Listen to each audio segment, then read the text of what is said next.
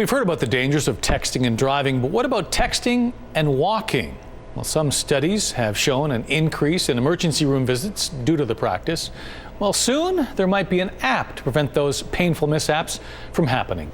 CTV's Karen Rosnick joins us now. Karen, I believe I've heard it's called Wexting. And why is an app needed for this? Oh, really? Yeah, well, I haven't heard that. You're more hip than I am, Gord. I'm sorry. I haven't heard of that term. But yeah, texting and walking is a pervasive problem. Now, I've been out here for about half an hour. I've seen about half a dozen people on their cell phones texting away. I know I'm guilty of it as well. But it actually is contributing to a number of accidents out there. But some researchers and students at the University of Manitoba say they've come up with a solution to the problem.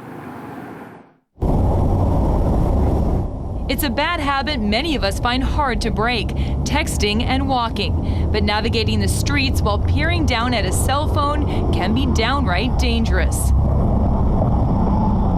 Walked right into a pole. Literally. Like, I've never actually bumped into anything. I've tried to avoid it as best I can. These students aren't alone. This woman texting and walking at a Pennsylvania mall, too distracted to notice a fountain right in front of her, and a bear on the loose. And this man texting almost walks right into him. Now these students at the University of Manitoba have come up with a solution, an app called Crash Alert. Crash Alert is this app that is designed to help people test and walk, or use their cell phone in general, and walk at the same time in a more safe manner.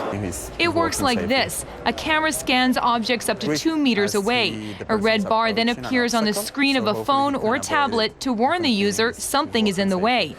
Developer Juan David and Kathy Ramos says there's a need for the app. People actually are having a lot of accidents worldwide, and there have been campaigns, public campaigns, to educate people not to text and walk.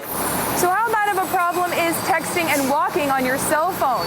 Well, visits to U.S. emergency rooms doubled over 5 years, and in Toronto, 6% of collisions occurred when people walked into traffic distracted by their cell phone. Crash Alert is just a bulky prototype now, but Encapie Ramos says he's working with a company in Israel to develop a phone that would have the camera embedded inside. The software could then be installed or downloaded as an app. We might be seeing these cameras by next year. Still, some students have more low-tech ideas to enhance safety. I would say just don't text and walk.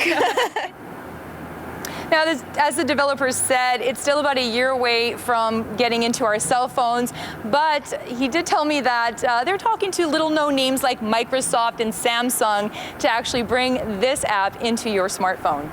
Karen, is there anything else like this on the market right now? Well, not that we know of. I asked Juan David that, and he says, well, currently they're applying for a patent to make sure that the app is copyright protected.